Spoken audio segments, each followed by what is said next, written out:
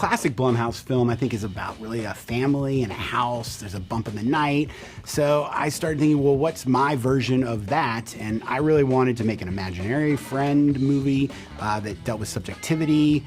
Greg Erb and Jason Ormland, who are friends of mine, wanted to do this like evil teddy bear thing. And so those 3 points of inspiration came together, and the result is imaginary. It was part of the game. Does that seem like a game a good friend would want to play?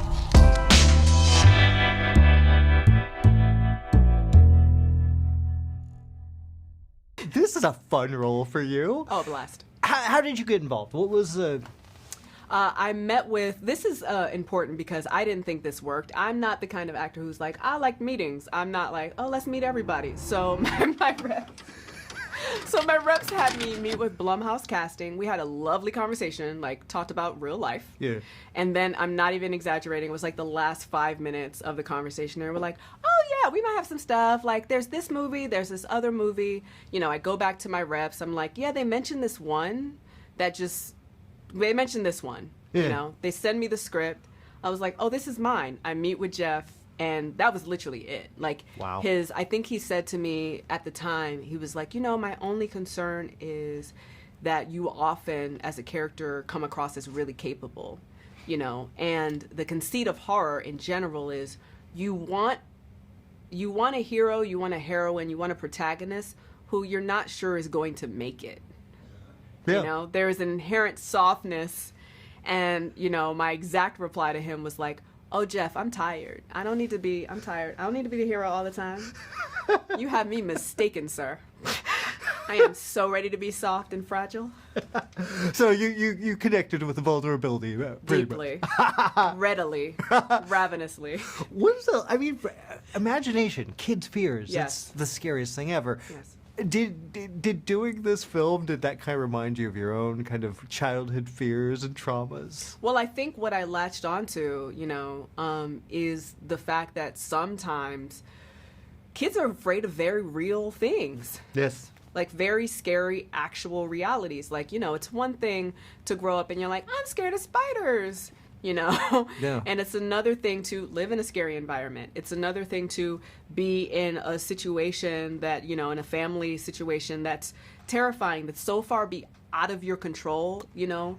Childhood is already inherently vulnerable. And even if you think about the lens of a child, you know, being small, looking up at the world, you know, that perspective alone, that was something when I read the script that just really moved me, both in my character storyline and in Alice's. And I was just really excited to create something that younger viewers could see and know that, you know, not everything is like TikTok, Snapchat, and YouTube. That not everything is like, not everyone's having fun. This is true. You know? This is true. Yeah. What did Jeff bring to you, for you personally, as a filmmaker, as a director? Trust. Ooh, nice. Trust. Jeff empowered me with a great deal of trust. There are directors who say that they are collaborative, and maybe they want to be. Maybe they want to be collaborative, but really, you know, their kink is control. Mm-hmm. And Jeff is legitimately not only collaborative, we have the same communication style. Oh. We're both very direct. You know, no one's afraid of hurting the other's feelings. Like, we're both very direct communicators, probably because he's from Virginia, I'm from Maryland. I think there's something in the DMV waters that's just like, let's just cut to it. Probably. You know, it's very East Coast sensibility. So I'm just an enormous amount of trust and respect. You know, we would finish a take, and if it was on like another actor's coverage, and it wasn't just me, you know, he would kind of turn to everybody in Video Village and be like, anything, you know. So if I see something and I go like, have them do another one, like, and you know, with this twist or whatever. He wasn't gonna turn on you and go like, I'm the director. Like, he wasn't gonna do that. You know, he's a true delight to work with, and I can't wait to do it again.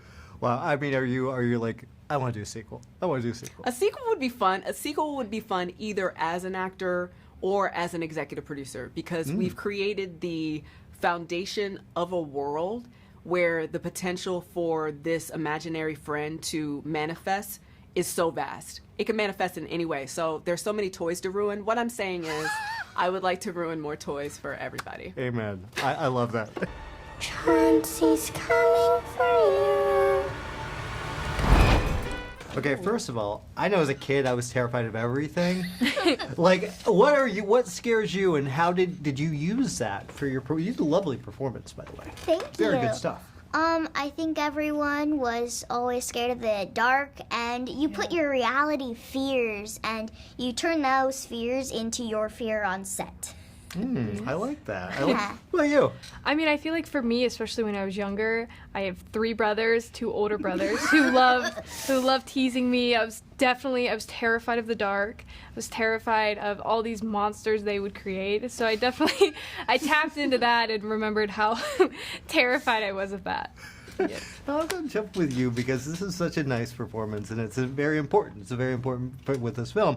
You have a nice relationship with Dewanda. What was that like working with her and finding that? Yes, Dewanda, I feel like with me and Dewanda, it was kind of an instant bond. I mean, we had to play such a mother-daughter relationship. And Alice at first wasn't very accepting of Jessica and tried to accept her, but then she, blew it. And, I think then at the end of the movie, Taylor and Alice really do realize we do need Jessica, and she saved my butt. And you guys definitely saved each other's lives a couple of times during when I got captured by the bear. But the relationship was almost an instant bond, and Dewanda is an amazing woman to look up to and work with, and an amazing scene partner too. I love that. What about you? Because you get to be a little bit of a rebel. It's a nice performance here. What was it like for you? Did you have anything that you kind of picked up from your childhood? I mean, I feel like for me, it was kind of like just Taylor. She's so unhappy at the beginning of the film, and then A little bit. Yeah, just a little bit. She's very, very aggressive. I feel like very. So I think when kind of developing her, it was just really tuning into the fact that she's so unhappy with where she is, and kind of really focusing on the relationship she has with her little sister and her stepmom, and just really developing that, which was super cool. Talk about working with Jeff. He kind of knows his way around a horror film. What was it like working with him and finding that balance for you as an actor with him as a director? Jeff is Jeff. Jeff is a ball of energy, and working with him, he kept the energy up. He got you going, and when I matched his energy, it was like we were both bouncing back and forth, and it was just, he just got you so pumped up and ready for the day, and he was one of the things that kept me lasting all day. What about you? I mean, yeah, for me, Jeff was a great collaborator, and at the very beginning, we kind of sat down and walked through the script and really discussed Taylor and how she evolves and her arc and everything, and I mean, he was so open to all my questions, which I had so many, and just open to my ideas, and yeah, it was a really great relationship that we formed. How does it feel being back? Good. I had such good memories here. Maybe my happy place can be our happy place. Who left you all alone down here? I guess first thing I want to talk about is the beauty of kid fears. It kind of, by creating something that's so beautiful and sweet, like that little bear, and making something evil. Talk about the creation and where this idea came from. So the idea for this movie came from, honestly, Jason, in that he challenged me to make a more classic Blumhouse film. We had made Truth or Dare together and Fantasy Island, but a classic Blumhouse film, I think, is about really a family and a house. There's a bump in the night.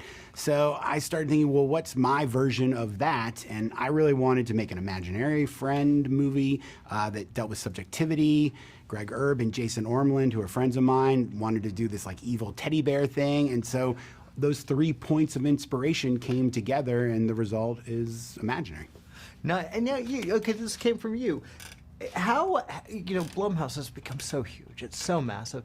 How do you know, where do you decide what direction to go at this point? I think just by, seeing what's out there. We had been spending a lot of time on the Purge movies and Halloween movies, and there was this kind of shift to more not supernatural horror, and I said it would be fun to go back to trying something more more supernatural and original, not based on any IP. And we'd had a great experience with Jeff on the prior 2 movies. So like Jeff said, we posed a challenge and he met it.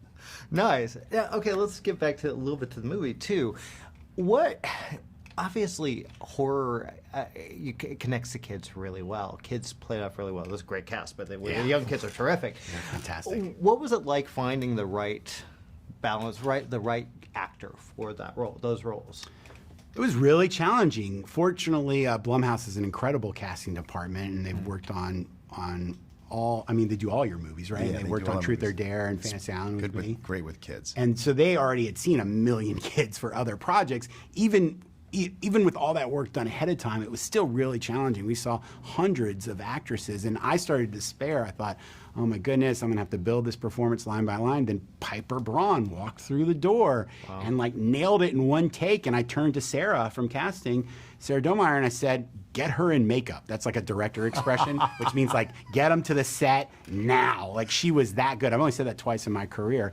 And also, Taegen Burns was just fantastic as Taylor. She read for us on her 16th birthday. And production was saying to me, you got to get an 18-year-old to play this part. You can't get a kid. You can't get a kid. But then Taegen read, and I was like, I'm sorry.